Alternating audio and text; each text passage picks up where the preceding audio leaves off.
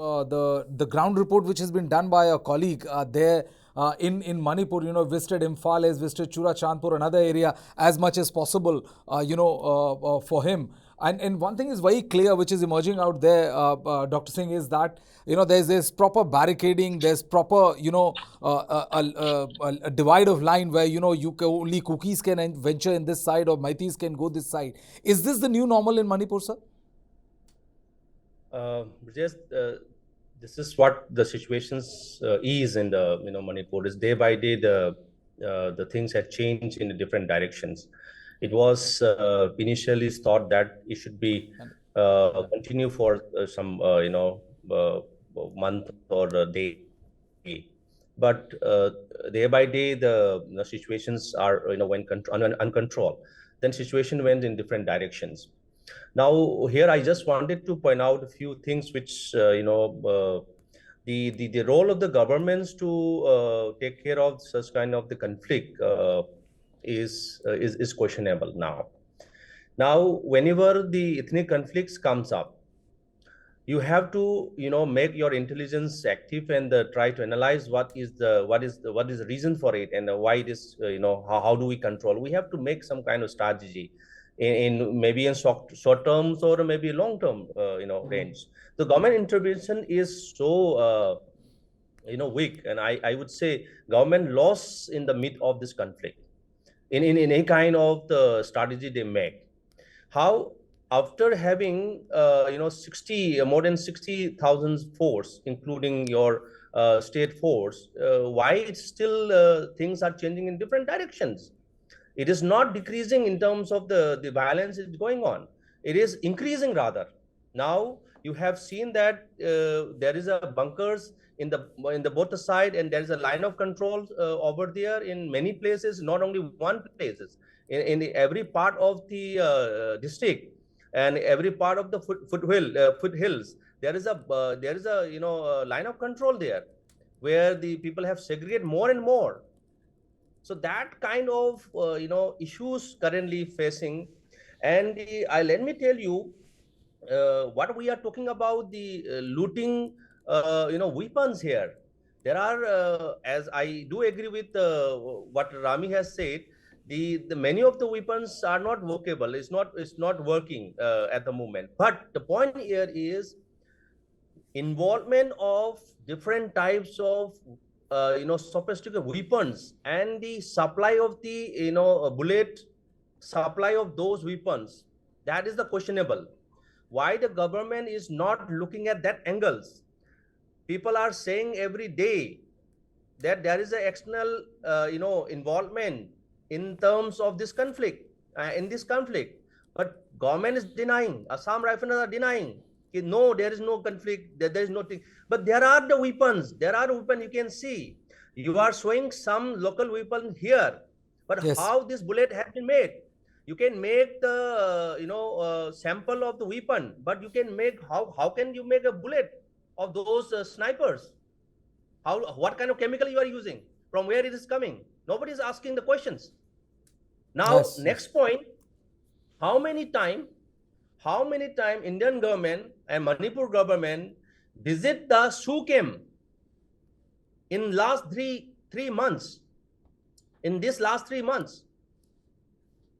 And your first visit in the month of June, where you say only 58% of the cadre was present. It amounts to, you are considering that this is total amount which are presenting here. Your Su cadre is already out. It is in the foothills. You are not questioning to the government. You are not questioning and government role. Government said nothing is happening. So these kind of the careless, these kind of loose observation of the law and security has made people worried. Let me tell you, when we talk about the civil society, civil societies are demanding for what? Civil society are demanding for integrity of the Manipur, which government has to defend themselves. Government need to defend their positions. Government need to defend the integrity of Manipur. It is not a duty of the civil society. Why the civil societies are coming out? because civil society thought that governments are not doing enough. That's why they are coming out. And let me tell you, it is not the civil society which are participating in illegal activities. I am telling you, the civil society in the valley, even the civil society in the hill, they are against any kind of violence. Okay. But what the government is doing, that Okay. is the question. Yeah, I That agree. is I something agree, we have Dr. to. Raman Singh. I'll come to you in a bit. We have also been joined by Suhas Chakma as a director, Right and Risk Analysis Group. Yes, Mr. Chakma, you were raising your hand to make a point. No, who is the authority to certify that the weapons are rusted? I mean, I had this conversation earlier also. I mean, has the state government of Manipur or the Manipur police, have they made a statement saying that the weapons which were looted rusted? How many are workable and how many are not workable? What are we at this point of time discussing about? We are discussing about the responsibility of the state. The responsibility of the state is governed by the Constitution of India. Now, if the responsibility of state is to be equivalent of the armed groups who are in any case outlawed, declared as terrorist organizations under the Unlawful Activities Prevention Act, then what are we left with? I think the problem in this conflict has been the way the narratives are being sought to be made just to justify either the inaction of the government or a particular point of view. See, under the Constitution of India and under international law, there is a difference between the state and non-state actors. So that's why I'm saying, if there are weapons coming up from Myanmar and etc., these are allegations. These can be proven, may not be proven. But what is proven is the fact that the arms we are looted from the security forces, purportedly looted, distributed, whatever. So if we don't make a distinction between what is the responsibility of the state and what's the non-state actors, I don't think there is anything left to discuss. And the other day also I have heard about these trusted weapons. I at least have not seen any official statement of Manipur police or the government of Manipur saying that the weapons are rusted. How could, so if the weapons are rusted, does that mean that they can be snatched away from the security forces? Under what provisions of the law? We are talking about law. Even if there is a conflict, what is this conflict about? If there is a killing from either this side or that side, that's violation of rights, somebody's right to life, somebody's safety, somebody's liberty, somebody's security. Each and everything we discuss within the framework of the laws defined by the constitutions of different laws. So there is no classification, something called rusted weapons, as if these rusted weapons can be distributed. No, I mean, I think that's a very unfortunate, description of the events which have been taking place. One may belong to a particular party, community, but one cannot justify what is legal and what is illegal. You cannot justify illegal things. Kuki armed opposition groups are not equivalent of the Manipur police. Manipur police exercise the sovereign power of the state because they are part of the state administration. And their responsibility also includes to crack down anybody, including the Kuki armed groups. Kuki armed groups are not given any powers by the constitution. So that's what I think we have to make a distinction, even in a riot situation. And because we do not make a distinction, it amounts to justifying even the illegal acts which are committed in the process by the authorities, by the agencies, by the persons who are supposed to uphold the rule of law. And that has been missing. And that is the root cause of the problem. Because nobody is upholding rule of law and nobody speaks about the primacy of the rule of law. Dr. Ramanand Singh, he has raised a valid question. We are talking about rustic weapons. We are talking about weapons which are not in use, or we are talking about weapons, which cannot have the kind of effect or impact which we are seeing. Who has the police or the military or any authority made a statement that these many weapons are in a condition which cannot be used effectively? See, the point here is the whatever the weapons looted should be collected with the full force of the combing operation should be done across the valley and across the hill also. There is not only the guns are looted from the police; it is looted from the gun house also.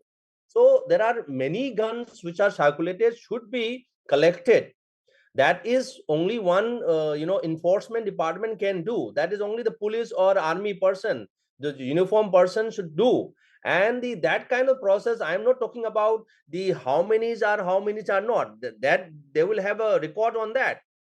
And the you can see in all this conflict, you will find that the so many long, that means more than 3 months, from where these guns, from where is not only the looted guns we are talking about, there are more guns in circulation.